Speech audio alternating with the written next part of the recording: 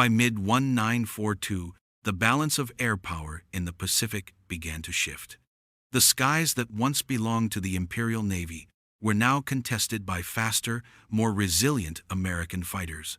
The Mitsubishi G4M, once the spearhead of Japanese bombing raids, was suddenly facing enemies it could not outrun and could not withstand. The change came swiftly and brutally. During the Battle of Midway in June 1942, the Betty's long-range capabilities mattered little.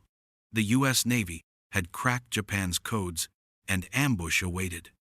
Japanese air units that had once struck fear into their enemies now found themselves flying into coordinated traps. When American F-4F Wildcats and F-2A Buffaloes intercepted G4M formations over the ocean, the results were catastrophic. The Betty's pilots could do little but press forward or perish, because retreat, with their massive fuel loads and unprotected tanks, often meant burning alive. Even before Midway, the warning signs were clear. At Rabaul in the South Pacific, Betty units were already suffering unsustainable losses. Reports filtered back to Tokyo of bombers destroyed by a single bullet to the wing.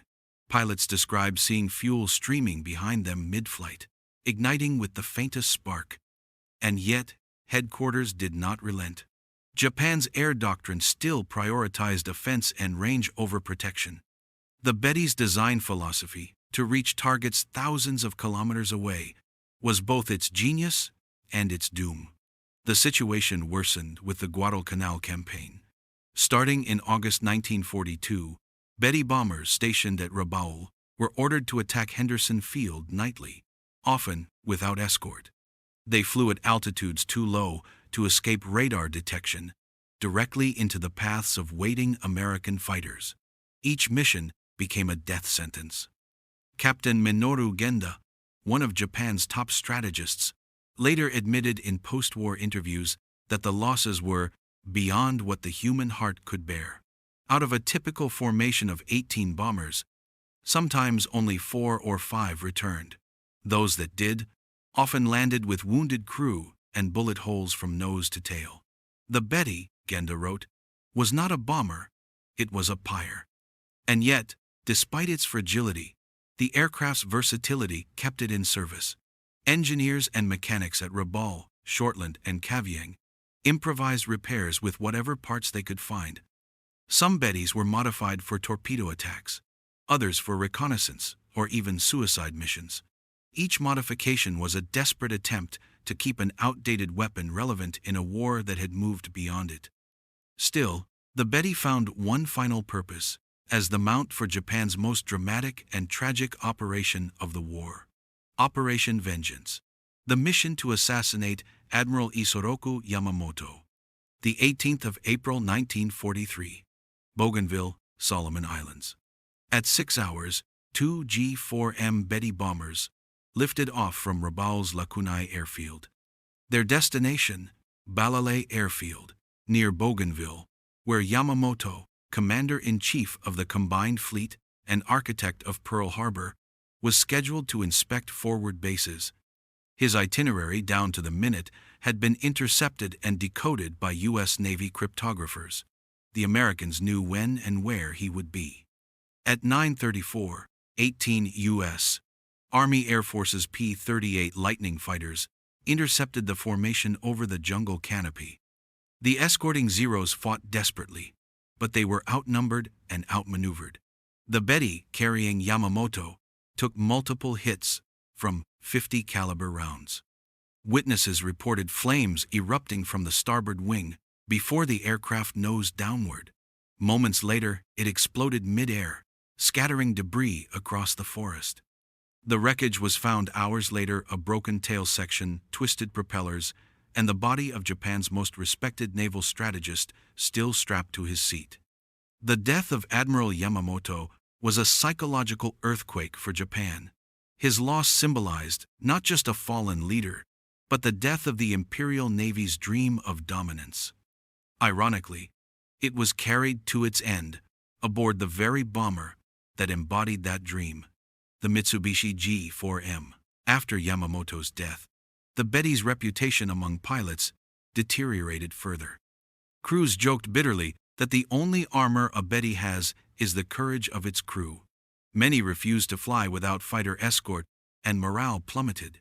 Still, Japan had no replacement ready.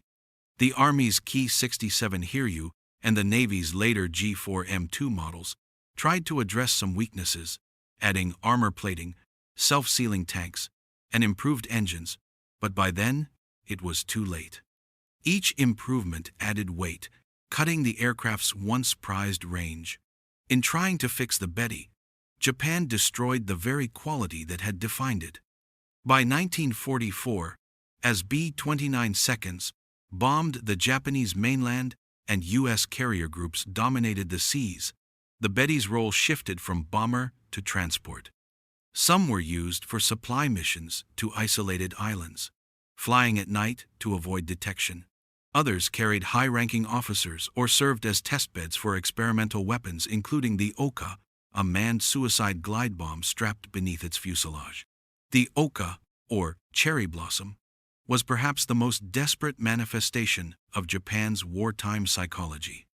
A G4M, stripped of all defensive armament, would carry a rocket-powered Oka under its belly, fly within range of an American fleet, and release it toward the target. The Betty, heavy and slow with the additional payload, rarely survived long enough to release the weapon. American fighter patrols often picked them off well before they reached launch distance. In combat, entire squadrons vanished, the sky lit by burning fuel and falling debris. Pilots began referring to the G4M as Hamaki, the flying cigar, not for its shape, but for the way it burned.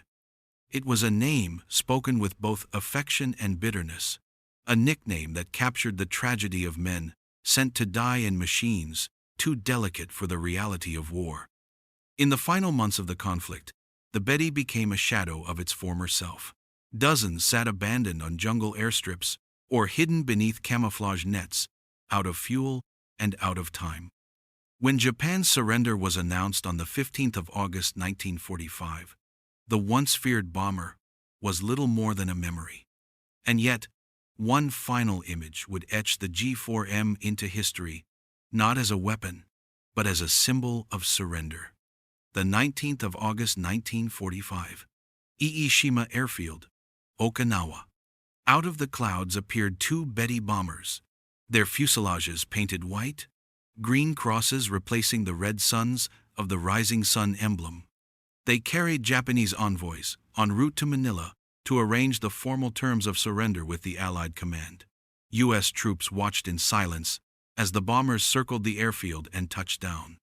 For once, no guns fired, no engines roared in anger. The planes taxied quietly to a stop. A U.S. correspondent described the scene. The Bettys came in like ghosts, aircraft of war turned into symbols of peace. Their engines sputtered in the humid air, and for a moment, the whole island fell silent.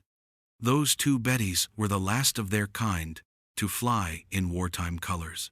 The machine that had begun Japan's conquest of the Pacific now bore witness to its end.